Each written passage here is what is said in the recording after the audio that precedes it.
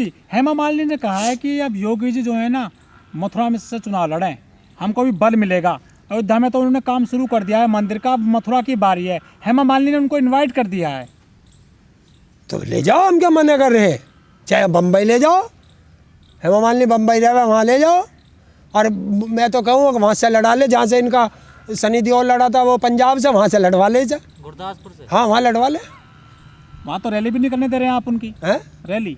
ये यहाँ भी ऐसे ही होगा, चिंता मत करें, यहाँ भी होगा। लेकिन हरिंदर जी, आप लोग पिछले 1 साल से कहते रहे हैं कि इस बार काम पर चुनाव होगा, मुद्दों पर बात होगी, लेकिन फिर वही हिंदू मुस्लिम हो रहा है। नहीं होगा, हिंदू मुस्लिम तो नहीं होगा, हिंदू मुस्लिम नहीं होगा। मैंने भी डिक्लेयर कर दिया कि जहाँ जहाँ ये नफरत फैलाएगा वहाँ ताऊ आएगा इसके पीछे, प्यार बांटना। पार्टियां तो वही कर रही है ना, सब आशीर्वाद लेना तो जा ही रहे हैं। नहीं क्या, देखिए जब तुम राजनीति को धर्म के साथ ले जाओगे तो वो देश बर्बादी की तरफ जाएगा। लेकिन युवा पीढ़ी कुछ कहती है, जो मोदी जी की रैली में, योगी जी की रैली में लोग आते हैं कि रोजगार तो मिल ही जाएगा, पहले हम मजबूत तो हो जाएं धार्मिक तौर पर। धर्म मजबूत कर रहे हैं वो लोग।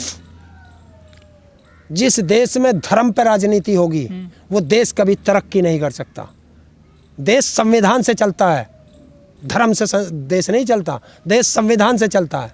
आज संविधान की क्यों दुहाई दे रहा मोदी, क्यों दे रहा?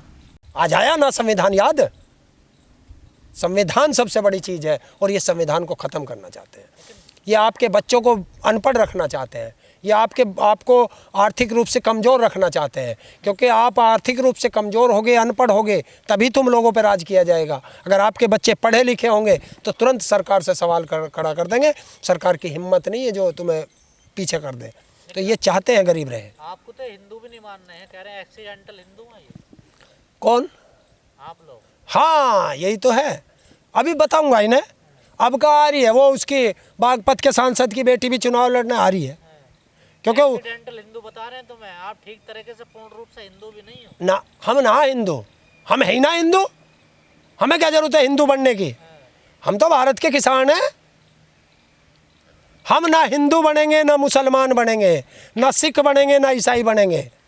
अरे भारत के किसान हैं, भारत के किसान रहेंगे।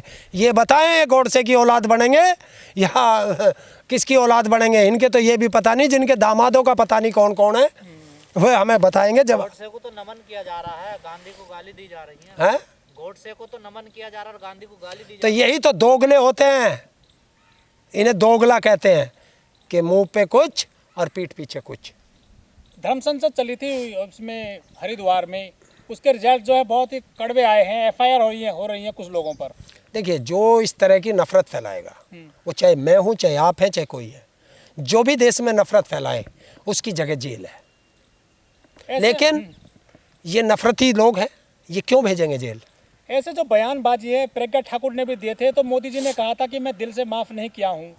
ऐसे लोगों को कौन उकसाता है जो ऐसी बात करते हैं? कौन कह रहा है? ये मोदी, योगी, अमित शाह, और कौन उकसा? सरकार इनके हाथ में, पावर इनके हाथ में, हिम्मत है कोई बोल जाए। उसे कह रहा दिल से माफ़ नहीं करूँगा, और फिर जो है उसे रक्षा समिति का सदस्य बना रहा मोदी। इनको हवा पानी कौन देता है ऐसे लोगों को? बीजेपी, आरएसएस, मोदी, योगी, अमित शाह। लेकिन जब कहीं ऐसा विवाद सामने आता, जो डासने के जो संत है वो यति नरसिम्हा सरस्वती, उनका वो जरूर मौजूद होते हैं वहाँ पर। देखिए कुछ ये सरकार की तरफ से प्रायोजित होते हैं कि कुछ लोगों को खुला छोड़ के रखते हैं कि तुम गाली दिए जाओ, पीछे हम खड़े हैं। हिंदू मुस्लिम का एजेंडा चलाया वो चलाने के लिए। लेकिन इस बार ये सब समझ गया आप देश कि हम ये कुछ भी कर लें, हमें लड़ना ही नहीं हिंदू मुस्लिम में।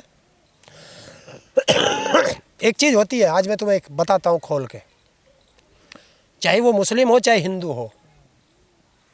अब कहा गया है कि जो वो मारेगा 1 करोड़ कितना रुपया दिया गया, बताया था ना, एक आया था, हैं?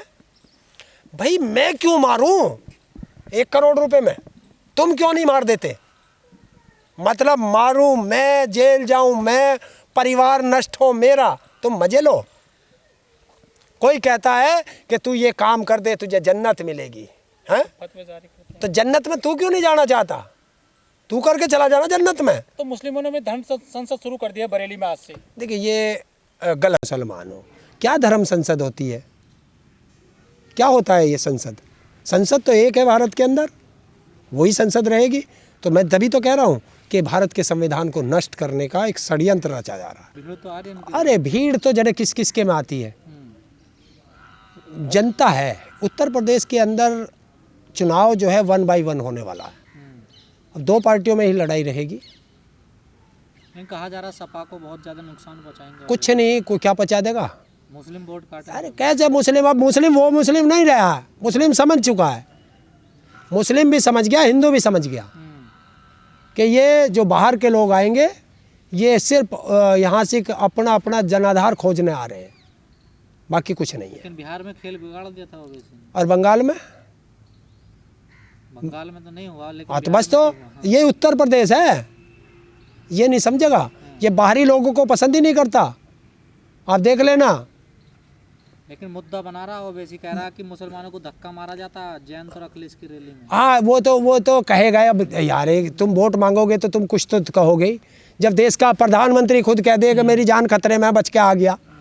हरिंदर जी, योगी जी ने नया निर्देश दे दिए हैं कि जो बिजली के जो दर हैं वो कम कर दें किसानों के लिए। दे दिया लॉलीपॉप। ये होता है डर दूसरी पार्टी का। सामने वाली पार्टी ने कहा था 300 यूनिट भारत के उत्तर प्रदेश के हर नागरिक का फ्री करूँगा सरकार बनने पे। किसानों के कृषि के बिजली के बिल फ्री करूँगा, और तू हाफ कर रहा, तो इसलिए तू कमज़ोर मुख्यमंत्री है, इसलिए कमज़ोर नहीं चाहिए। 5 साल से क्यों नहीं कर पाया, आज डर कैसे लगा। और ये 300 यूनिट बिजली फ्री, ये सबसे बड़ा मुद्दा होगा उत्तर प्रदेश चुनाव का। क्यों?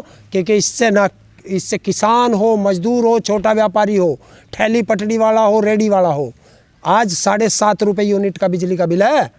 देश में कोयला तो है नहीं, बिजली कहाँ से देंगे? क्यों बिजली है नहीं? ये बिजली जो आ रही है कहाँ से आ रही है? कोयला खत्म हो जाएगा तब तक। क्यों वैसे पावर नहीं लगते? सोलर प्लांट क्यों नहीं लग पाए? मोदी ने लगाया कोई पावर प्लांट आज तक?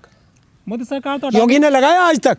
अडानी को ठेका दे चुकी है, बाहर से कोयला आएगा। बस दे दो दूसरों को, अडानी को देगा ना, मित्र है उसके। मैंने बताया ना, देश को पूरा बर्बाद करके बेचने की तैयारी में बैठा है। और देश बचा लो मौका है, बीजेपी एक धोखा है, ये ध्यान रख लेना। तो खदेड़ा करोगे इस बार? खदेड़ा तो होगा, ये देश की जनता करेगी, खदेड़ा करेगी। ये तो जो 300 यूनिट का ही आपको भी फायदा है, कोई मुझे नहीं है, आपको भी फायदा है। हरिंदर जी, नया नारा आ गया है मार्केट में कि सोच ईमानदार और व्यापारी दुकानदार, इस तरह से जो नई चीज़ें आ रही हैं। ये तो करेंगे। दमदार दमदार काम गिना दो ना एक आधा। नारों से क्या होता है? नारों से नहीं होता। नारों से मेरा पेट नहीं भरेगा, नारों से आपका पेट नहीं भरेगा। आपका पेट भरेगा रोजगार से। ये जो कहे, ये कहे मंदिर, आप कहना रोजगार। ये कहे मस्जिद, तो रोजगार। ये कहे जो भी कहे, स्कूल, अस्पताल, ये चीज़ मांगो। सब चीज़ पे यहीं आकर अटका दो इन्हें। ना धर्म पे लड़ना, क्योंकि मैं फिर वही बात बता देता हूँ, ना हिंदू खतरे में है, ना मुसलमान खतरे में है, ना ईसाई खतरे में है, ना सिख खतरे में है। उत्तर प्रदेश के वासियों और भारत के वासियों, संभल जाओ। ये तो सारी बीजेपी खतरे में है।